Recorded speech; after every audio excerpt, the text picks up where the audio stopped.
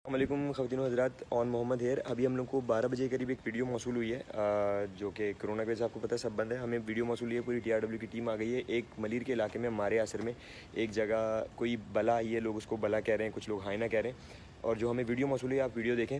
हम लोग रेडी हैं, वहाँ से जाके हम सर्चिंग करते हैं, आप लोग वीडियो देखें। चले जाओ, तुम्हें अल्लाह का वास्ता है, चले जाओ। नहीं जाएगा, मना कर रहा है। बोला नहीं बनाओ वीडियो नहीं। आएगी आएगी, चले जाओ, तुम्हें अल्लाह का वास्ता है, चले जाओ।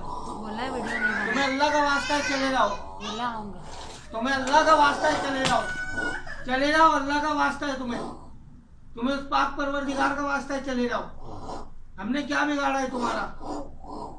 तो जाने दो भाई, भाई के यहाँ पे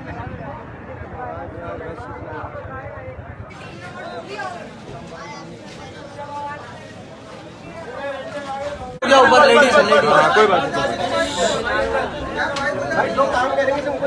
नहीं, लेडीज हटाओ, ऊपर जाएगी टीम। केरली में ले लो, फिर गेट बंद कर दो। कौन है और भाई, क्या मसला क्या है? 1 मिनट, मीडिया आई है भाई, मीडिया वाले।